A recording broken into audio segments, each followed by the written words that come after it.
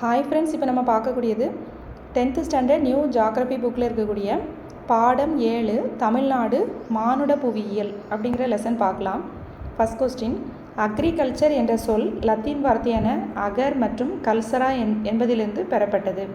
Agriculture அப்படிங்கிற சொல் எதிலிருந்து பெறப்பட்டது? லத்தீன் வார்த்தையான அகர் மற்றும் கல்சரா என்ற சொல்லிலிருந்து பெறப்பட்டது. இதன் பொருள் நிலம் மற்றும் வளர்த்தல். மாநில பொருளாதாரத்தில் வேளாண்மையின் பங்கு எவ்வளோ இருக்குது அப்படின்னா 21%. வேளாண்மையினை தீர்மானிக்கும் முக்கியமான காரணிகள், புவியியல் காரணிகள் எதெல்லாம் அப்படின்னா நிலத்தோற்றம், காலநிலை, மண் மற்றும் நீர்ப்பாசனம்.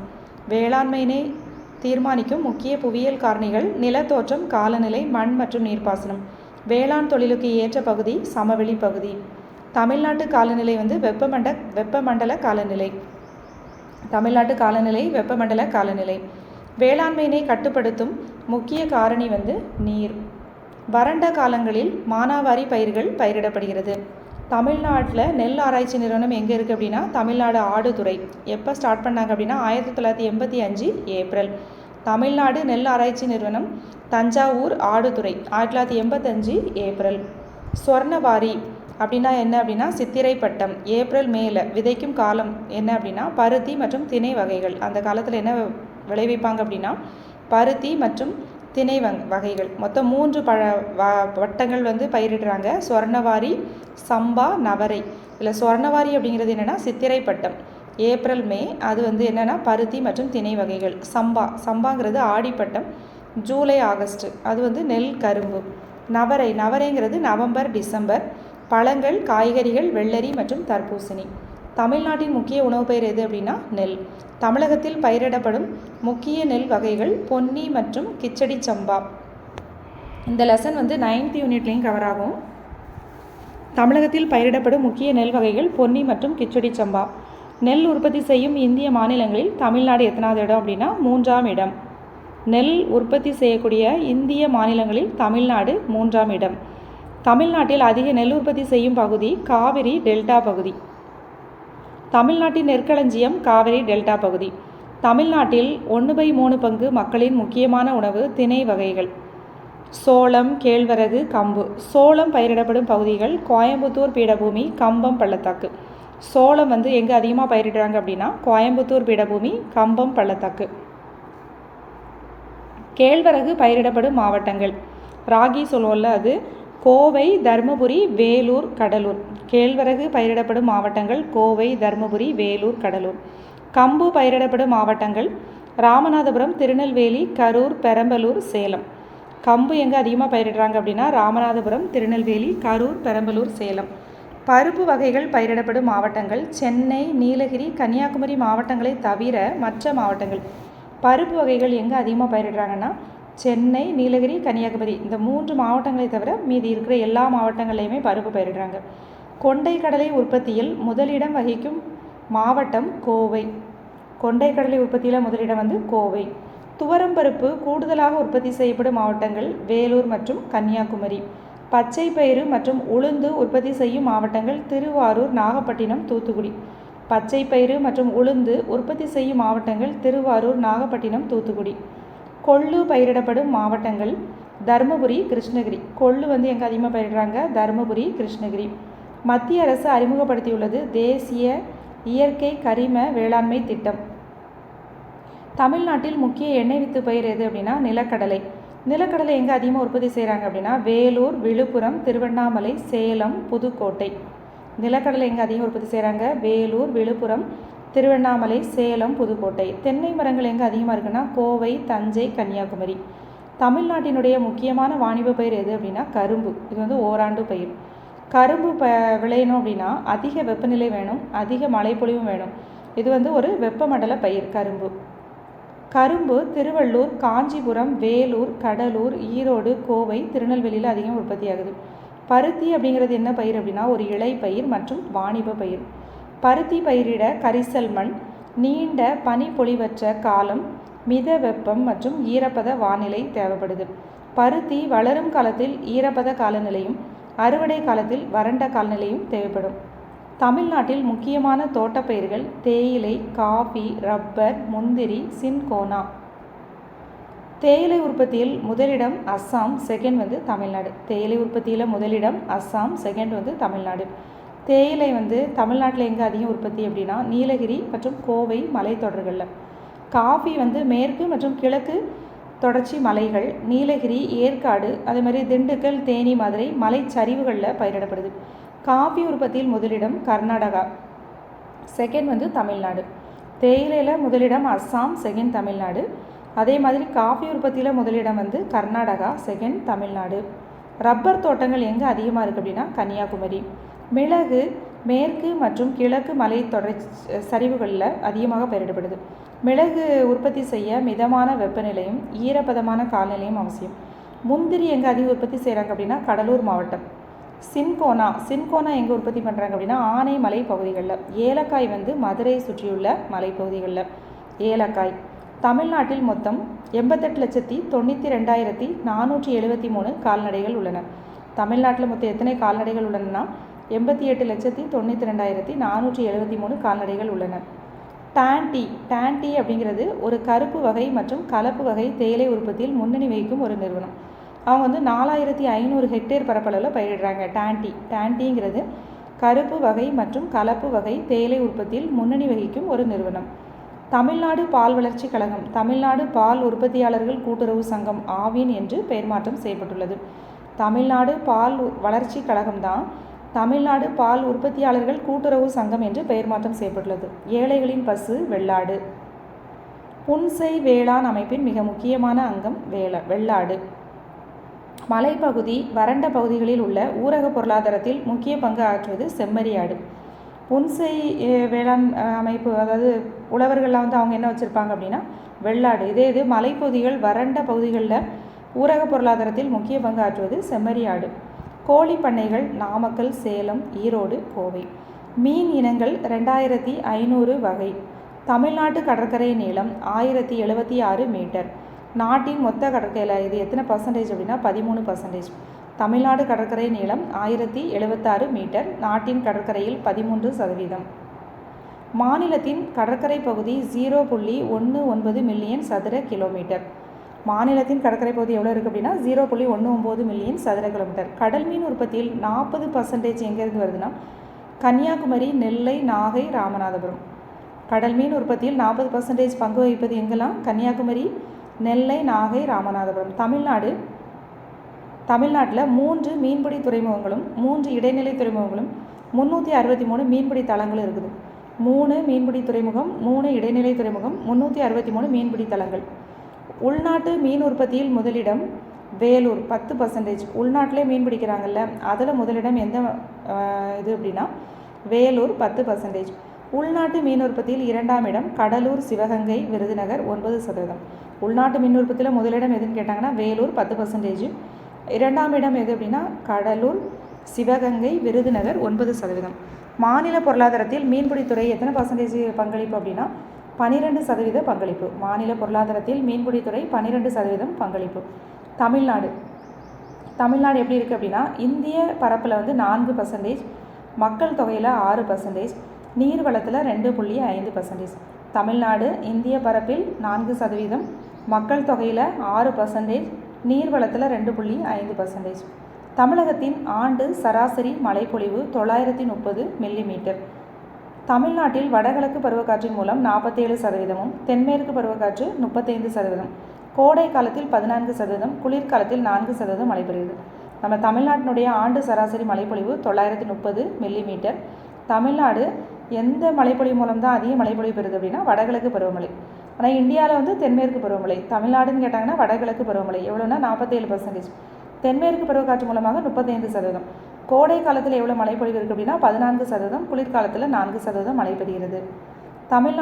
தமிழ்நாட்டில் உள்ள ஆற்று வடிநிலங்கள் எத்தனை இருக்குது அப்படின்னா 17, நீர்த்தேக்கங்கள் 81. மேட்டூர் அணை ஏறத்தாழ 2,71,000 ஏக்கர் விளைநிலத்திற்கு நீர்ப்பாசன வசதியினை அளிக்கிறது.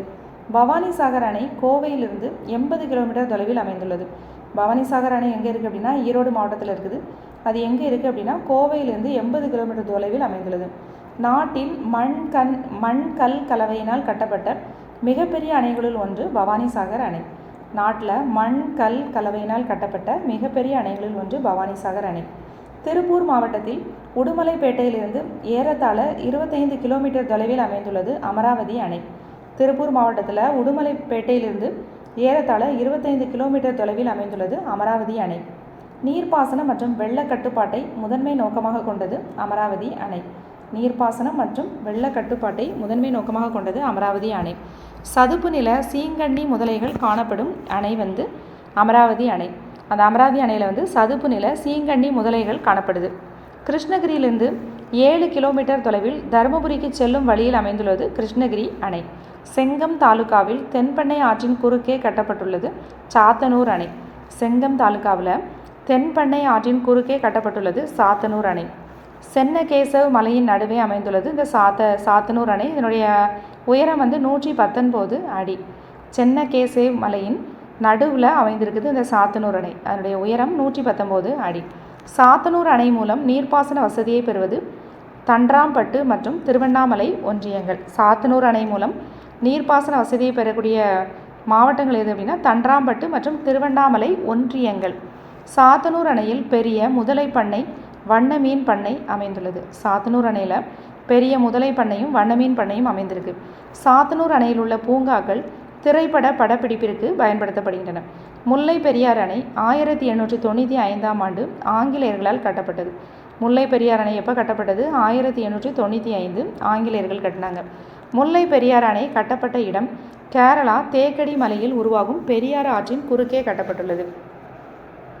தமிழ்நாட்டில் நிரந்தர வறட்சிக்குள்ளாகும் வேளாண் நிலங்களுக்காகவே கட்டப்பட்டது முல்லை பெரியாறு அணை.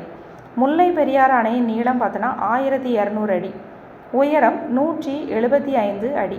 முல்லை பெரியாறு அணையுடைய நீளம் 1200 அடி, உயரம் 175 அடி.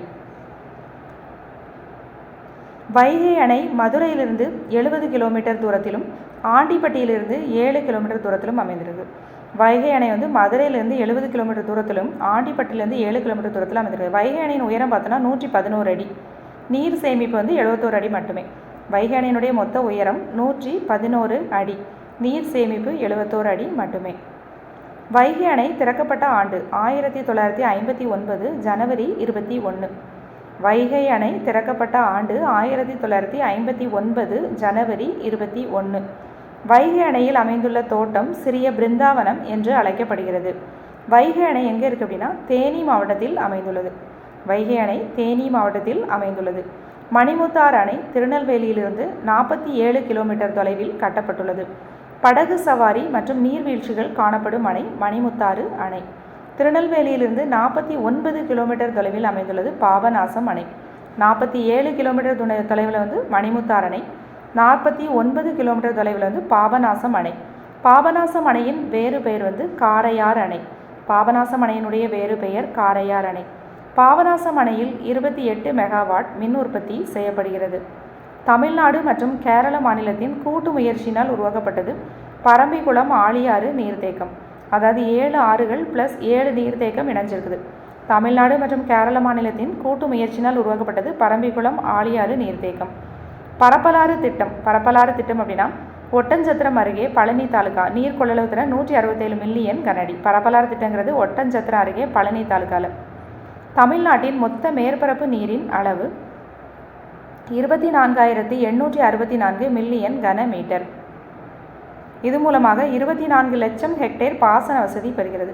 தமிழ்நாட்டின் மொத்த மேற்பரப்பு நீரின் அளவு 24,864 மில்லியன் கனமீட்டர். இதன் மூலமாக 24 லட்சம் ஹெக்டேர் பாசன வசதி பெறுகிறது. தமிழ்நாட்டில் தனிநபர் நீர் நுகர்வின் அளவு 900 கனமீட்டர். தமிழ்நாட்டில் ஒரு தனிநபர் நீர் நுகர்வின் அளவு 900 கனமீட்டர். தேசிய சராசரி 2200 கனமீட்டர். மாநிலத்தில் உள்ள நீர்வளத்தில் 75% வேளாண்மைக்காக தான் பயன்படுத்தப்படுது.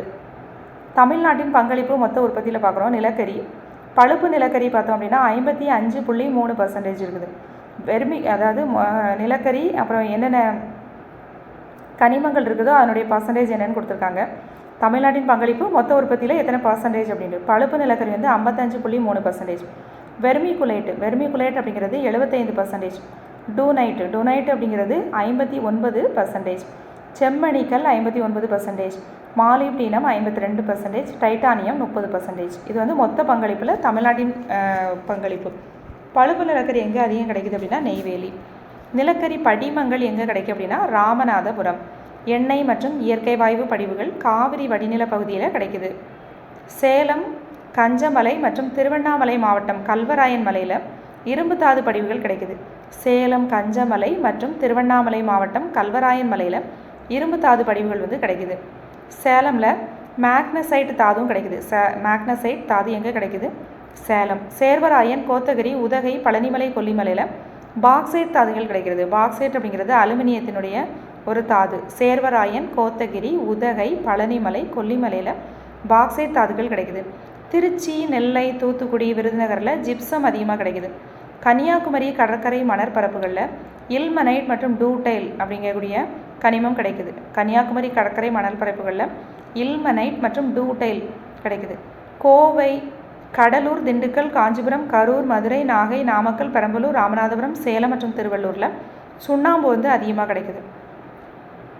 தமிழ்நாட்டின் பாரம்பரியமிக்க நன்கு வளர்ந்த தொழில் வந்து பருத்தி நெசவாலைகள். தமிழ்நாட்டில் பருத்தி ஆடைகள் உற்பத்தி செய்ய 3,50,000 விசைத்தறிகள் உள்ளன. தமிழ்நாட்டில் எவ்வளோ விசைத்தறிகள் இருக்குது? 3,50,000 விசைத்தறிகள் உள்ளன. இந்தியாவில் ஜவுளி ஏற்றுமதியில் தமிழ்நாட்டின் பங்களிப்பு 30%. இந்தியா அளவில் தமிழ்நாட்டினுடைய பங்களிப்பு ஜவுளி ஏற்றுமதியில் 30%. கைத்தறி மற்றும் விசைத்தறி ஆயத்த ஆடைகள் விற்பனைக்கு புகழ்பெற்ற இடம் எது அப்படின்னா ஈரோடு. தமிழ்நாட்டின் மான்செஸ்டர் கோவை. தமிழ்நாட்டின் நெசவு பள்ளத்தாக்கு இல்லைனா ஜவுளி பள்ளத்தாக்கு அப்படின்னு சொல்கிறக்கூடிய இடம் கோவை. கோவை, திருப்பூர், ஈரோடு. தமிழ்நாட்டின் மான்செஸ்டர் வந்து கோவை. தமிழ்நாட்டின் நெசவு பள்ளத்தாக்கு இல்லைனா ஜவுளி பள்ளத்தாக்குங்கிறது கோவை, திருப்பூர், ஈரோடு. தமிழ்நாட்டின் நெசவு தலைநகரம் அப்படின்னு கேட்டாங்கன்னா கரூர். தமிழ்நாட்டின் நெசவு தலைநகரம் கரூர். நாட்டின் பட்டு உற்பத்தியில் தமிழ்நாடு எத்தனாவது இடத்துல இருக்குது அப்படின்னா 4ஆம் இடம். நாட்டின் பட்டு உற்பத்தியில் தமிழ்நாடு 4ஆம் இடம்.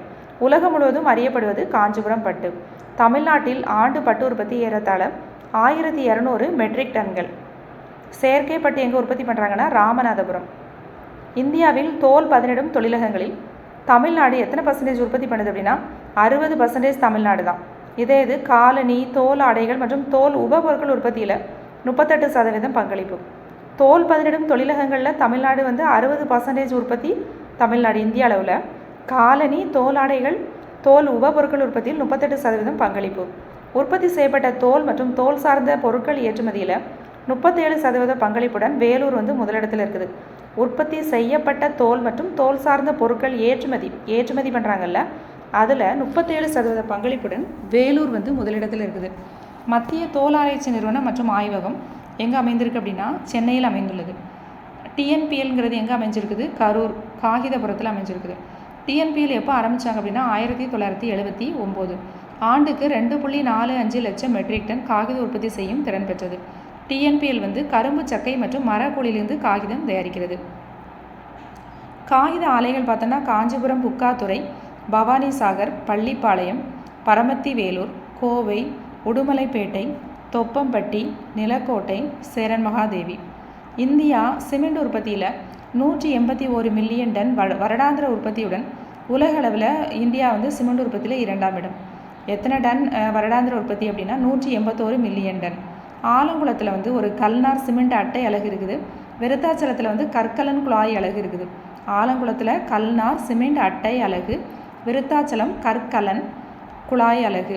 தமிழ்நாடு மற்றும் ஆந்திரா இணைந்து இந்தியாவின் மொத்த மென்பொருள் ஏற்றுமதியில் சாஃப்ட்வேரில் 59.6%. தமிழ்நாடு மற்றும் ஆந்திரா இணைந்து இந்தியாவின் மொத்த மென்பொருள் ஏற்றுமதியில் 56.9%. மென்பொருள் ஏற்றுமதியில் முதலிடம் கர்நாடகா, செகண்ட் வந்து தமிழ்நாடு. சாஃப்ட்வேர் பொருட்களில் ஏற்றுமதியில் முதலிடம் வந்து கர்நாடகா, செகண்ட் வந்து Tamil Nadu. Title park 2, title park 3 மற்றும் உயிரி மருந்தகம் சென்னை, டைட்டில் பார்க் 4 வந்து கோவை. இந்தியாவின் மென்பொருள் ஏற்றுமதியில் தமிழ்நாட்டின் பங்களிப்பு 17%. இந்தியாவினுடைய மென்பொருள் ஏற்றுமதியில் தமிழ்நாட்டின் பங்களிப்பு 17%. வாகன தொழிலகம் மொத்த உள்நாட்டு உற்பத்தியில் எத்தனை % அப்படின்னா 8%. வாகன தொழிலகம் இருக்குல்ல, அது வந்து மொத்த உள்நாட்டு உற்பத்தியில் எத்தனை % அளிக்குது அப்படின்னா 8%. எத்தனை பேருக்கு வேலைவாய்ப்பு கொடுக்குது அப்படின்னா 2.20 லட்சம் வேலைவாய்ப்பு. இந்தியாவில் உற்பத்தி செய்யப்படும் வாகனங்களில் 21% பயணிகள் மகிழுந்து. இந்தியாவில் உற்பத்தி செய்யப்படும் வாகனங்களில் 21% எது அப்படின்னா பயணிகள் மகிழுந்து. 33% வந்து வணிக வாகனங்கள். 33% வணிக வாகனங்கள். 21% பயணிகள் மகிழுந்து. 33% வணிக வாகனங்கள். 35% வாகன உதிரி பாகங்கள். ரசாயன தொழிலகம் மாநிலத்தின் மொத்த உள்நாட்டு உற்பத்தியில் 13%, நாட்டின் மொத்த ஏற்றுமதியில் 8% பங்களிப்பு அளிக்குது. ரசாயன தொழிலகம் வந்து மாநிலத்தின் மொத்த உள்நாட்டு உற்பத்தியில் 13%, நாட்டின் மொத்த ஏற்றுமதியில் 8%. மாநிலத்தின் மிகப்பெரிய குடிசை தொழில் கைத்தறித்துறை. மாநிலத்தின் மிகப்பெரிய குடிசை தொழில் கைத்தறித்துறை. வேளாண்சார் தொழில் இன்னொன்று என்ன அப்படின்னா சர்க்கரை தொழிலகம். தமிழ்நாட்டில் மொத்தம் 34 சர்க்கரை ஆலைகள் இருக்குது. அதில் 16 கூட்டுறவுத்துறையும் 18 வந்து தனியார் துறை. நம்ம தமிழ்நாட்டில் மொத்தம் எத்தனை சர்க்கரை ஆலைகள் இருக்குது அப்படின்னா 34 சர்க்கரை ஆலைகள். அதில் 16 வந்து கூட்டுறவு, 18 வந்து தனியார். சுற்றுலாத்துறை மூலம் தமிழ்நாட்டின் வருமானம் பார்த்தோன்னா 2013 படி 25 கோடி. முதன்மை மாநிலமாக இருக்குது. சுற்றுலாத்துறை மூலம் தமிழ்நாட்டின் வருமானம் வந்து 2013 கணக்கெடுப்பின்படி 25 கோடி. சுற்றுலாத்துறையின் ஆண்டு வளர்ச்சி விகிதம் 16%. 11 கோடி உள்நாட்டு சுற்றுலா பயணிகளும் 28 லட்சம் வெளிநாட்டு சுற்றுலா பயணிகளும் வருகை புரிகிறாங்க. 11 கோடி உள்நாட்டு சுற்றுலா பயணிகளும் 28 லட்சம் வெளிநாட்டு சுற்றுலா பயணிகளும் வராங்க. மக்கள் தொகை பண்புகள் பற்றிய புள்ளிவிவர ஆய்வுகள் மக்கள் தொகையியல் அப்படின்னு சொல்லுவோம். நமது நாட்டின் வளர்ச்சிக்கு எதிராக ஒரு முக்கிய பிரச்சனை எது அப்படின்னா மக்கள் தொகை தான். 2011 படி தமிழ்நாட்டின் மக்கள் தொகை எவ்வளோ அப்படின்னா 7.21 கோடி. 2001-2011 அந்த 10 ஆண்டு காலத்தில் மக்கள் தொகை வளர்ச்சி விகிதம் எழுதுனா 15.6% தான் இருந்துச்சு. இந்திய மக்கள் தொகையில் தமிழ்நாட்டின் மக்கள் தொகை 2011 படி எவ்வளோ அப்படின்னா 5.96%. 2011 படி தமிழ்நாட்டின் மக்கள் தொகை எவ்வளோ இருக்காங்க 7.21 கோடி பேர் இருக்காங்க. 2001-2011 அந்த 10 ஆண்டுகளில் மக்கள் தொகை வளர்ச்சி விகிதம் எவ்வளோ இருக்குது அப்படின்னா 15.6% இருக்கிறாங்க. இந்திய மக்கள் தொகையில் தமிழ்நாட்டின் மக்கள் தொகை 2011 படி எவ்வளோ அப்படின்னா 5.96%. 2011 படி அதிக நகர்ப்புற மக்கள் தொகையில் முதலிடம் வந்து சென்னை. எவ்வளோ பேர் இருக்காங்க அப்படின்னா 4.219 மில்லியன் மக்கள் இருக்காங்க. நகர்ப்புற மக்கள் தொகையில் முதலிடம் வந்து சென்னை. 4 மில்லியன் மக்கள் கிட்டத்தட்ட 4 மில்லியன் மக்கள் இருக்காங்க. தஞ்சை, திருச்சி, கடலூர், திருவண்ணாமலை மாவட்டங்களில் எவ்வளோ மக்கள் மொத்தம் இங்கெல்லாம் வந்து எவ்வளோ இருக்காங்கன்னா 30 to 35 லட்சம் மக்கள் இருக்காங்க. வேலூர், விருதுநகர், திண்டுக்கல், தூத்துக்குடியில் வந்து 15 to 20 லட்சம் மக்கள் தொகை இருக்கிறாங்க. 2011 படி மிக குறைந்த மக்கள் தொகை எங்கே இருக்காங்க அப்படின்னா நீலகிரி மாவட்டம் தான். 7,64,000 பேர் தான் அங்கே இருக்கிறாங்க. 2011 படி மிக குறைந்த மக்கள் தொகை எங்கே அப்படின்னா நீலகிரி மாவட்டம் தான். 7,64,000 பேர். தமிழ்நாட்டின் மக்கள் அடர்த்தி பார்த்தோம் அப்படின்னா சதுர கிலோமீட்டருக்கு எவ்வளோ அப்படின்னா 555 பேர். இதே இது இந்தியாவினுடைய மக்கள் அடர்த்தி சதுர கிலோமீட்டருக்கு வந்து 382 பேர். தமிழ்நாட்டின் மக்கள் அடர்த்தி வந்து சதுர கிலோமீட்டருக்கு 555 பேர். இந்தியாவின் மக்கள் அடர்த்தியில் தமிழ்நாடு எத்தனாவது இடத்துல இருக்குது அப்படின்னா 12ஆம் இடத்துல இருக்குது. இந்தியாவினுடைய மக்கள் அடர்த்தியில் தமிழ்நாடு 12ஆம் இடம். அதான் இந்தியாவினுடைய மக்கள் அடர்த்தி 382 சதுர கிலோமீட்டருக்கு. சென்னையில் மக்கள் அடர்த்தி எப்படி இருக்காங்க? சென்னையில் தான் மக்கள் அடர்த்தி வந்து அதிகம். எப்படி இருக்காங்க அப்படின்னா ஒரு சதுர கிலோமீட்டரில் 26,903 பேர் இருக்கிறாங்க. சென்னையில் மக்கள் அடர்த்தி எப்படி இருக்குது? 26,903 பேர். கன்னியாகுமரியில் வந்து 1,106, சேலம் 663, திருச்சி 602, திருவள்ளூர் 1049, காஞ்சிபுரம் 927, மதுரை 823, தஞ்சாவூர் 691, வேலூர் 646, கோவை 748, நாகை 668. குறைவான மக்கள் அடர்த்தி எங்கே இருக்காங்க அப்படின்னா நீலகிரி மாவட்டம். ஒரு சதுர கிலோமீட்டரில் 288 பேர் தான் இருக்கிறாங்க.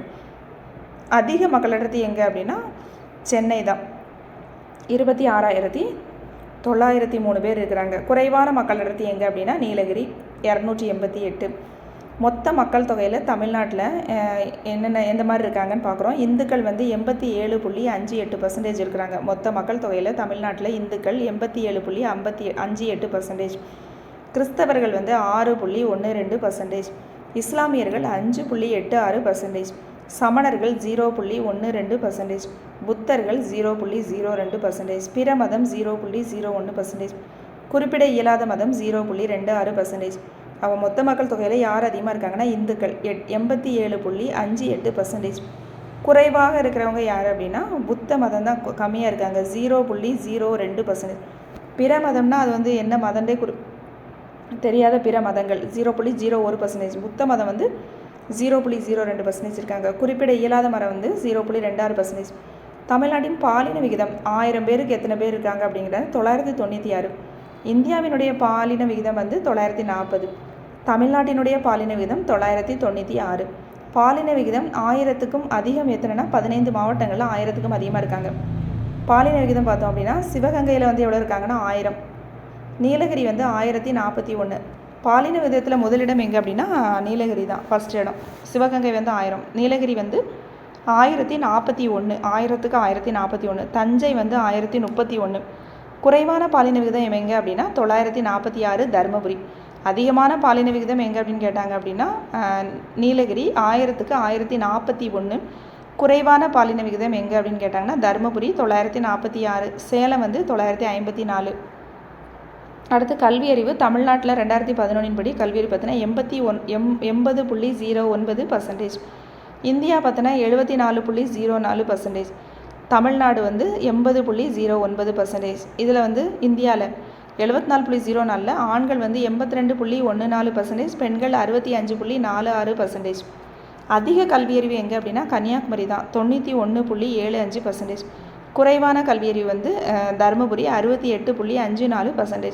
அதிக கல்வியறிவு கன்னியாகுமரி 91.75%. குறைவான கல்வியறிவு வந்து தருமபுரி 68.54%. அடுத்து பார்த்தோன்னா கல்வியறிவு சென்னை எவ்வளோ இருக்காங்க அப்படின்னா 90.18% இருக்காங்க. கன்னியாகுமரிக்கு அடுத்து சென்னை தான் 90.18. அடுத்து தூத்துக்குடி 86.16%. நீலகிரி 85.20%. காஞ்சிபுரம் 84.49%. தமிழ்நாடு மொத்த சாலைகளின் நீளம் 1,67,000 கிலோமீட்டர். தமிழ்நாட்டில் மொத்த சாலைகளின் நீளம் வந்து 1,67,000 கிலோமீட்டர். மொத்த சாலை திட்டங்களில் 20% பங்களிப்புடன் தமிழ்நாடு 2ஆம் இடம் இந்தியாவில். தெற்கு ரயில்வேயின் தலைமையிடம் வந்து சென்னை. தெற்கு ரயில்வேயின் தலைமையிடம் வந்து சென்னை. இதில் எதெல்லாம் அடங்கியிருக்கு அப்படின்னா தமிழ்நாடு, கேரளா, புதுச்சேரி, கர்நாடகா மற்றும் ஆந்திராவின் சில பகுதிகள். தமிழ்நாட்டின் மொத்த இருப்பு பாதை நீளம் 6693 கிலோமீட்டர். தமிழ்நாட்டு மொத்த இருப்பு பாதையினுடைய நீளம் 6693 கிலோமீட்டர். தமிழ்நாட்டினுடைய மொத்த ரயில் நிலையங்கள் 690. மெட்ரோ ரயில்வே மே 2017 முதல் பாதாள ரயில் இயக்கத்துடன் இந்த போக்குவரத்தை விரிவாக்கம் செய்து வருகிறது. தமிழ்நாட்டின் சர்வதேச விமான நிலையங்கள் எத்தனை இருக்குது அப்படின்னா 4. இந்தியாவின் 3வது பெரிய விமான நிலையம் சென்னை விமான நிலையம். மும்பை, புதுடெல்லிக்கு அடுத்து 3வது பெரிய விமான நிலையம் சென்னை விமான நிலையம். சர்வதேச விமான நிலையங்கள் எதெல்லாம் அப்படின்னா சென்னை, திருச்சி, கோவை, மதுரை. உள்நாட்டு விமான நிலையங்கள் தூத்துக்குடி, சேலம். விமான போக்குவரத்து வளர்ச்சி ஆண்டுக்கு எத்தனை % அப்படின்னா 18%. தமிழ்நாட்டின் மிக நீளமான தேசிய நெடுஞ்சாலை என்ன அப்படின்னா 44, NH 44. ஓசூர்லேருந்து கன்னியாகுமரி வரை போகுது 627.2 கிலோமீட்டர் தூரம். தமிழ்நாட்டின் மிக நீளமான தேசிய நெடுஞ்சாலை NH 44. Kanyakumari to Hosur, Hosur to Kanyakumari போகுது 627.2 கிலோமீட்டர் தூரம். குறைவான நீளம் கொண்ட தேசிய நெடுஞ்சாலை NH 785. 785 எங்கே போகுதுன்னா மதுரையிலேருந்து நத்தம் வரை போகுது, மொத்தம் 38 கிலோமீட்டர் தூரம். தமிழ்நாட்டின் மிக குறைவான நீளம் கொண்ட தேசிய நெடுஞ்சாலை NH 785. இது மதுரையிலேருந்து நத்தம் வரை போகுது 38 கிலோமீட்டர்.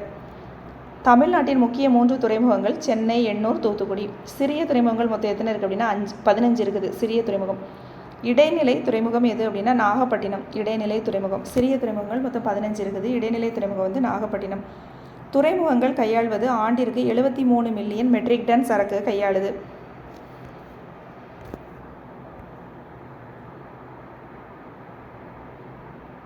சிறு துறைமுகங்களை நிர்வகிப்பது தமிழ்நாடு கடல்சார் வாரியம். சிறு துறைமுகங்களை நிர்வகிப்பது தமிழ்நாடு கடல்சார் வாரியம். செயற்கை துறைமுகம் அப்படின்னா எது அப்படின்னா சென்னை. சென்னை வந்து செயற்கை துறைமுகம். சரக்கு பெட்டகங்களை கையாளும் நாட்டின் 2வது பெரிய துறைமுகம் சென்னை துறைமுகம். 4 லட்சம் வரையிலான சரக்கு பெட்டகங்களை கையாளுகிறது. அப்போ செயற்கை துறைமுகம் எது? நடுநிலை துறைமுகம்னு கேட்டால் நாகப்பட்டினம். செயற்கை துறைமுகம் எது அப்படின்னா சென்னை. சரக்கு பெட்டகங்களை கையாளும் நாட்டின் 2வது பெரிய துறைமுகம் சென்னை துறைமுகம் 4 லட்சம் வரையில். இடைநிலை துறைமுகமான எண்ணூர் சமீபத்தில் பெரிய துறைமுகமாக மேம்படுத்தப்பட்டுள்ளது. ஃபஸ்ட்டு வந்து எண்ணூர் வந்து இடைநிலை துறைமுகமாக தான் இருந்துச்சு. இப்போ வந்து பெரிய துறைமுகமாக அதை மேம்படுத்தியிருக்காங்க. அதிக நிலக்கரி மற்றும் தாதுக்களை கையாளும் துறைமுகம் இந்த எண்ணூர் துறைமுகம். அதிக நிலக்கரி மற்றும் தாதுக்களை கையாளும் துறைமுகம். தகவல் தொடர்பு லத்தீன் வார்த்தையான கம்யூனிகேர் என்பதிலிருந்து பெறப்பட்டது. தகவல் தொடர்பு அப்படிங்கிற வார்த்தை லத்தீன் வார்த்தையான கம்யூனிகேர் என்பதிலிருந்து பெறப்பட்டது.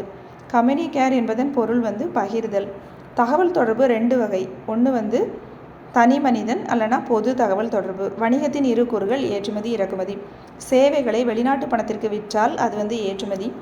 இந்திய ஏற்றுமதியில் தமிழகத்தின் பங்களிப்பு 12.2%. இந்திய ஏற்றுமதியில் தமிழகத்தின் பங்களிப்பு 12.2%. பண்டங்கள் மற்றும் சேவைகளை வெளிநாட்டு உற்பத்தியாளர்களிடம் நம்ம வாங்கினோம் அப்படின்னா அது இறக்குமதி. ஏற்றுமதி மற்றும் இறக்குமதி மதிப்பிற்கு இடையே உள்ள வேறுபாடு வர்த்தக சமநிலை. தமிழ்நாட்டின் முக்கிய துறைமுகங்களின் பங்களிப்பு 10.94%. தமிழ்நாட்டில் முக்கிய துறைமுகங்களின் பங்களிப்பு 10.94%. மனிதனால் ஏற்படும் பேரிடர்கள் என்னெல்லாம்னா அபாயகரமான பொருட்கள், தொழிலக கசிவுகள், தீ, நிலத்தடி நீர் மாசுபடுதல், போக்குவரத்து விபத்துகள், கட்டமைப்பு தோல்விகள், சுரங்க விபத்துகள், வெடிகுண்டுகள், பயங்கரவாத நடவடிக்கைகள். தொழிலகத்துறை பேரழிவுக்கு முக்கிய காரணம் மின்சாதன பொருட்களில் ஏற்படும் மின் கசிவு. தொழிலக பேரிடர்கள் வெடித்தல், விஷவாயு கசிதல், இயந்திரங்களால் ஏற்படும் காயம் மற்றும் விபத்துகள். இந்தியாவில் பட்டாசு உற்பத்தியின் தலைநகர் சிவகாசி. கூட்ட நெரிசல் என்பது விலங்கு மற்றும் மனித கூட்டம் கட்டுப்பாடற்ற நிலையில் ஒரே சமயத்தில் ஒரே திசையை நோக்கி ஓடுவதால் ஏற்படுவது. மனித உயிருக்கு மற்றும் உடைமைகளுக்கு ஏற்படும் அச்சுறுத்தலை தடுக்க மேற்கொள்ளப்படும் தொடர் நடவடிக்கை தான் இடர் தணித்தல். பேரிடர் அவசரகால தொலைபேசி எண் எது அப்படின்னா 1077. கட்டுப்பாட்டு அறை, மாவட்ட ஆட்சியர் அல்லது நீதிபதி. பேரிடர் அவசரகால தொலைபேசி எண் 1077. சாலை விபத்துகளில் தமிழ்நாடு முதலிடத்தில் இருக்குது 15%. மாநில பேரிடர் மேலாண்மை ஆணையத்தின் தலைவர் யார் அப்படின்னா முதலமைச்சர். தேசிய பேரிடர் மேலாண்மை ஆணையத்தின் தலைவர் வந்து பிரதமர். தமிழ்நாட்டின் மிகப்பெரிய நீர்மின் சக்தி திட்டம் மேட்டூர். திணைப்பயிர்களின் தேசிய ஆண்டு 2018. உலக உணவு மற்றும் வேளாண்மை கழகம் FAO 2023ஆம் ஆண்டை சர்வதேச திணைப்பயிர்கள் ஆண்டாக அனுசரிக்க தீர்மானித்துள்ளது. உலக உணவு மற்றும் வேளாண்மை கழகம் வந்து 2023ஆம் ஆண்டை சர்வதேச திணைப்பயிர்கள் ஆண்டாக அனுசரிக்க தீர்மானித்துள்ளது.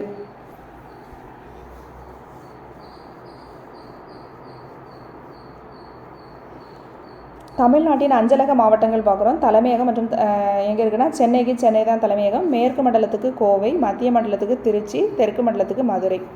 தமிழ்நாட்டின் அஞ்சலக மாவட்டங்கள் மற்றும் தலைமையகம் பார்க்குறோம். சென்னைக்கு சென்னை தான், மேற்கு மண்டலத்துக்கு கோவை, மத்திய மண்டலத்துக்கு திருச்சி, தெற்கு மண்டலத்துக்கு மதுரை. சில முக்கிய புவியியல் குறியீடுகள் பார்க்குறோம். ஆரணி பட்டு, காஞ்சிபுரம் பட்டு, கோவை மாவரைக்கும் எந்திரம் கோராப்பட்டு. கோவை வந்து மாவரைக்கும் எந்திரம் கோராப்பட்டு. தஞ்சை வந்து ஓவியங்கள், கலைநயமிக்க தட்டுக்கள், தலையாட்டி பொம்மைகள் மற்றும் வீணை. நாகர்கோவில் கோவில் நகைகள். ஈரோடு மஞ்சள். சேலம் வெண்பட்டு. பவானி போர்வைகள். மதுரை சுங்குடிச்சேலை. மதுரை வந்து சுங்குடிச்சேலை. சுவாமிமலை வந்து வெண்கல சிலை. நாச்சியார் கோவில் குத்துவிளக்கு. பத்தமடை பாய். நீலகிரி பாரம்பரிய பூத்தையல். மகாபலிபுரம் சிற்பங்கள். மகாபலிபுரம் வந்து சிற்பங்கள்.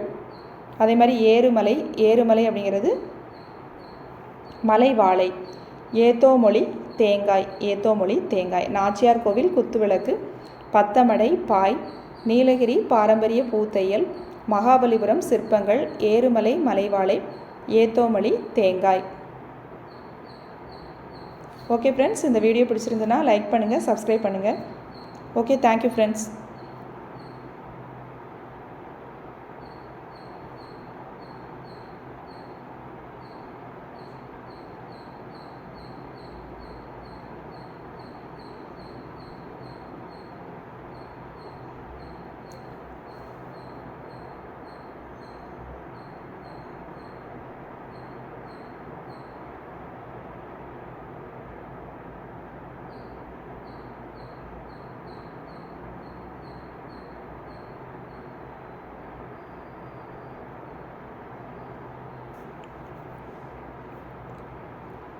இல்லை புக் பேக் பார்க்கலாம். தென்னிந்தியாவின் நெற்களஞ்சியம் என்று அழைக்கப்படும் டெல்டா காவிரி டெல்டா.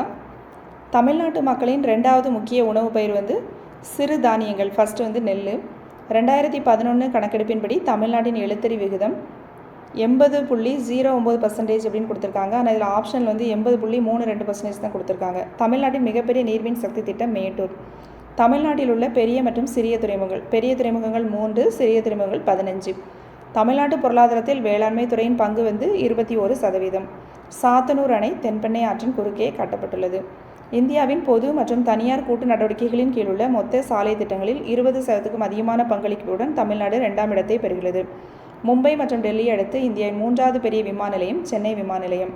இறக்குமதி மற்றும் ஏற்றுமதி மதிப்புகளுக்கு இடையில் உள்ள வேறுபாடு வர்த்தக சமநிலை. பொறுத்துக பாக்சைட் வந்து சேர்வராயன் மலை, ஜிப்சம் திருச்சி, இரும்பு சேலம், சுண்ணாம்புக்கல் கோவை. கூற்று காரணம்: கோவை, திருப்பூர், ஈரோடு மண்டலம் தமிழ்நாட்டின் ஜவுளி பள்ளத்தாக்கு என்று அழைக்கப்படுகிறது. இவைகள் நெசவாளிகள் மூலம் நாட்டின் பொருளாதாரத்துக்கு முக்கிய பங்களிப்பை அளிக்கின்றன. கூற்று மற்றும் காரணம் இரண்டும் சரி. காரணம் கூற்றிற்கான சரியான விளக்கமாகும். நீலகிரி தமிழ்நாட்டின் குறைந்த மக்கள் தொகை கொண்ட மாவட்டம். இது தமிழ்நாட்டின் மேற்கு பகுதியில் அமைந்துள்ளது. கூற்று மற்றும் காரணம் சரி, ஆனால் காரணம் கூற்றுக்கான சரியான விளக்கம் அல்ல.